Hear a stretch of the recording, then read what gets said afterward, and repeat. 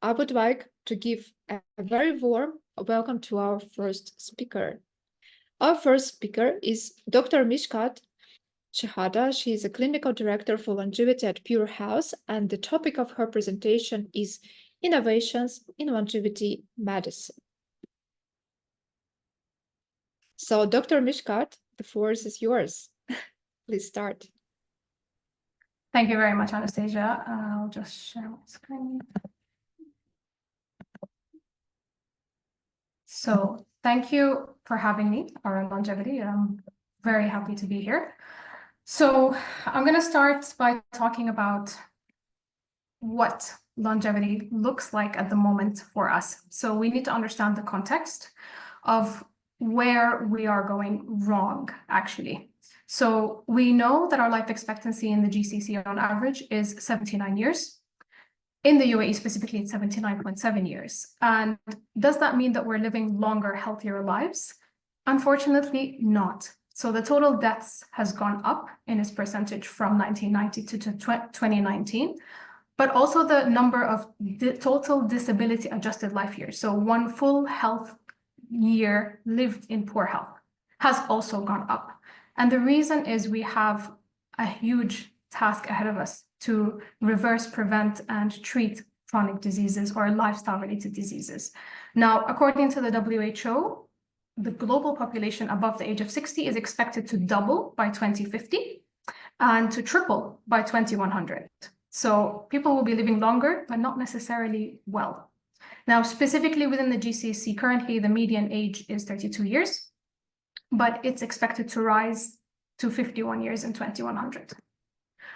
Now, as I mentioned, we know that the chronic disease burden is the reason why we're not living longer and not living well.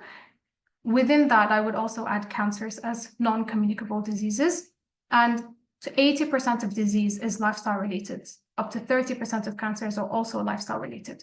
So looking at the 4 identifiable behavioral risk factors that we have, that we do day in, day out, what we eat, how much we move, whether we smoke tobacco or vape, now we have to add, or drink alcohol, are the main reasons why we develop high blood pressure, we develop high blood glucose levels, we have raised blood lipids, or we become overweight or obese. And these all together, combined with the socioeconomic determinants, looking at how well people are educated or how aware they are of the impact of the things that they do day in, day out, and their access to healthcare, as well as health pollution, all play a huge role in how we end up with chronic diseases such as cardiovascular disease, cancer, chronic respiratory diseases such as COPD and asthma, and diabetes. Now, longevity medicine at its core is P4 medicine. It's precision medicine with tools and treatments.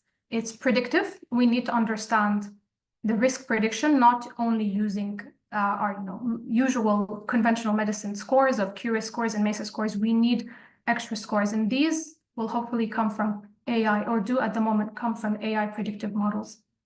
The second thing we need to make sure is that it's preventive. We need to screen people early before they get sick, and we need to understand what interventions, or know what interventions to apply at the right time before they get sick. The third part of P4 medicine is that it's participatory. We need to ask people to change their mindset. We're talking about chronic diseases that are anti-longevity, and the things that we do day in, day out impact our health and our health span and our lifespan. So we need to make sure that people understand that they need to make the change themselves, because the things that they do day in, day out increase their risk of disease and risk of death, and are reducing their lifespan. So we ask people to move from, and it's a paradigm shift, I'm aware, but we need to work together to have people move from being passive consumers of sick care to active consumers of healthcare. And finally, we need to make sure that it's personalized. So how do we personalize the intervention based on your omic test results, based on your genetics, based on your epigenetics? We need to make sure that things that we're recommending to people are sustainable and specific to their treatment plans. Now, in longevity medicine, we use a couple of things.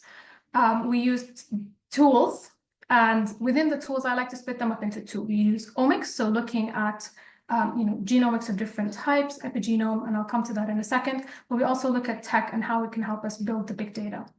Now, from an omics perspective, we have a lot of interesting and exciting things that I'll come to talk about shortly in the GCC of genomic testing, epigenomic testing to try to understand how your epigenetic variants are interacting with your environment to switch disease on or off.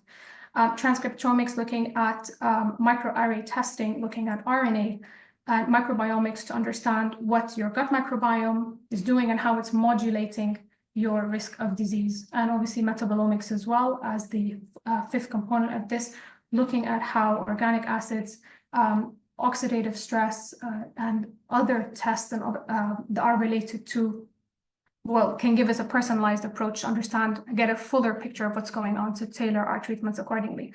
Now, we have a huge challenge ahead of us to get really good data that's local, that helps us shape the health of people. And we are asking people to make changes that they're going to do at home. So we need to collect that data. So having wearables, sensors, implantable devices is very important. And these need to integrate to the electronic health records that should be AI enabled with predictive models to help us make sense of all this big data to predict disease before we can as physicians. Now, the last thing that is incredibly important, and this already exists in the UAE, is AI-enabled diagnostics. AI-enabled diagnostics not only allow us to look at what's going on in a more detailed picture, reducing human error to an extent, but also to able to predict disease, specifically with cardiovascular and neurodegenerative diseases. There is a massive shift in the capability of AI diagnostics to do that. Now, treatments and longevity, I like to split into 3 different types, and they all target the 9 hallmarks of aging. And the way we test for those comes into precision medicine. Now, we focus, the core of it, as we've said, is behavioral change, the 4 risk factors, and I would add a couple more related to stress and social connectedness and healthy relationships. And that's exactly what we do with lifestyle medicine treatments. We add on functional as well to that to get more into liver detoxification, oxidative stress, gut microbiome testing, and hormonal optimization. And we add more to that for regenerative treatments with cellular therapies like stem cells, exosomes, peptides, PRP, and looking into repurposed drugs and senolytics as a way to target the different hallmarks of aging. So that's in a nutshell what longevity should look like in the GCC. And I'd like to share with you a few examples of what is going on. So looking within the UAE, we have in the Research and Innovation Center as part of the Department of Health, their priority areas are very much aligned with what I've just mentioned. They're looking at cardiometabolic disease, they're looking at cancer, they're looking at chronic respiratory diseases, as well as neurodegenerative diseases. So Alzheimer's is not a huge problem right now, but it's going to be a huge problem. And we often tout it as type 3 diabetes. Now, their areas of research within those priority areas is exactly what I've mentioned now. So looking at big data, how do we get precision medicine to predict the disease risk for those patients? How do we use the Internet of Medical Things to incorporate AHR wearable integration into our standard clinical practice? Looking at advanced therapies like robotics and implantable devices to do the same, as well as genetics and epigenetics and stem cells. At the moment, they have approved, I believe, 108 activities of health innovation, and they all usually lie within diagnostic testing, AI software, or apps and devices. So this is very much an exciting field to be waiting on the results from them for. The second one is the Ministry of Health and Prevention, and their AI lab is actually the UAE's first center of excellence for AI. And they're looking to how they can use big data to create predictive algorithms and models. Again, something that I've already mentioned here to help us create P4 personalized and predictive medicine. The other very strong player in the field is TII, and they have a biotechnology research center, which sits under TII, which sits under the Abu Dhabi government's Advanced Technology Research Council. And they essentially work with biotechnology and bioinformatics, biomedicine to combine cellular, molecular, and digital technologies to help. And this is a huge help for us in longevity medicine as well. There's a few mentioned here that we obviously can tell by what they do from their name. So Abu Dhabi Stem Cell Center. And we also have Within Masdar, we have the Omics Center of Excellence in collaboration with G42, which again is one of the largest labs for omics to help bring that into the longevity space within the region, within the UAE specifically. And we can't talk about longevity medicine, diagnostics and precision without AI. So the Mohammed bin Zayed University of AI is actually a center of excellence, a hub of excellence for translational AI. And within their practice, the research focus in healthcare specifically, they look at medical imaging analysis, so AI-enabled diagnostics and cancer treatments. So that's going to be very exciting to have their work be translated into clinical practice. Now, if we shift out of the UAE, because I'm mindful this is the current trends in the GCC, so I've added a few other countries here. So Saudi is also one of the big contenders for longevity.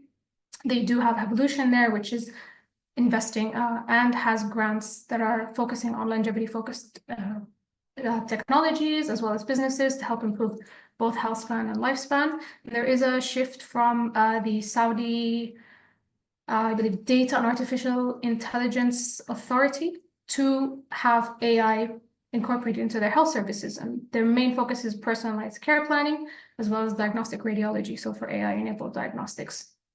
Now, we know here in the UAE, we have Emirati genome. Similarly, in Qatar, with the Qatar Precision Health Institute, they also have the Qatari genome. They also have the Q-chip, which was launched in 2018, which is a microarray genetic test for single gene disorders. And I believe they have currently screened about 8,500 people so far. So this is sort of an overview of what is happening in the GCC and how it can hopefully be translated into clinical practice.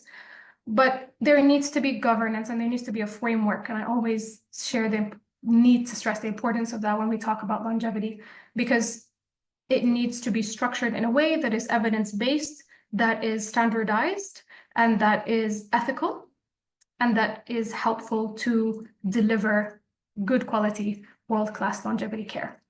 So the first and most important thing is to have public-private partnerships, and PureHealth is quite an excellent example of that. And the reason we need PPPs is because it actually gives us access to expertise resources quite early on. It also drives the costs down for longevity treatments and can democratize longevity for us to increase both health span and lifespan of people. And it helps drive innovation and tech integration within the PPP sphere. It also creates trust from the public, and it allows the public sector to ensure that the private sector is adhering to ethical and regulatory standards that need to be enforced, especially with fields like longevity that are very new and developing, where things can go right, but also things can go wrong. And finally, it accelerates research and development, which brings me to my second point. And research and development is much needed in all of these fields. So, ranging from omics, labs, tools, AI-enabled diagnostics and algorithms, and also interventions that are specific to the population that we're treating, and the outcomes of those and how successful they have been and efficacious. The third most important thing, I think, as well, is the policies and regulatory frameworks that guide longevity. So regulatory frameworks from governing bodies are incredibly important to make sure we're adhering to good evidence-based longevity medicine, and the policies need to be conducive to improving behavioral risk factors and behavioral and the behaviors that we undertake day in, day out. So focusing on urban planning to accelerate people moving more in their day-to-day life, their access to healthier foods, they're having a good work-life balance, having stress reduction outlets. And there are very good examples of these in the UAE, for example, 30 by 30, and a few other examples that help get people moving and get them moving better and living healthier lives. Now, insurance coverage is extremely important because it obviously makes sense to myself and everybody else here probably that if we live better, live longer, our insurance should cover that because we're not as sick, and actually the cost to the insurance company would be lower. But we need to build the evidence for that. And this is where having all of this come together is incredibly important. So we need to invest in digital health, secure data infrastructure, build up integrated electronic health records to make sure that we have the evidence-based and good quality, good practice medicine to prove that longevity medicine works, and that we have the capability to prevent, treat, and reverse diseases and improve health span and lifespan. And finally, the last two are incredibly important. So the two most important people in all of this is the public and the provider to help the patient or person to improve their quality of life and their health. And health education, people need to want longevity medicine, need to understand it. They need to be aware of how their day in, day out practices impact their health and the health span and lifespan. And they need to end up in a physician's office or clinic where the healthcare provider is educated and trained to be able to make sense of this information, to be able to deliver treatment plans that are based in lifestyle medicine, based in functional medicine, based in regenerative medicine, that are good quality practices, as well as make sense of all the information from the fantastic array of labs that we have available, targeting hallmarks of aging testing, omics testing, and make sense of how they can utilize their electronic health records with wearable technologies. It should be standard practice that patients come in and have all of this data available to the physician, but also to them to see how they've made the changes. And with that, I conclude my talk. Thank you very much for listening.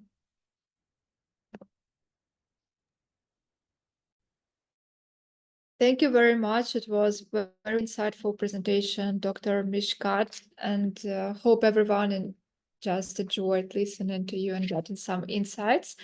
Also, meanwhile, I just want to say that we have quite, like, I could say, like, longevity is our future, and our future is already in our chart because we see the talk of our AI assistants.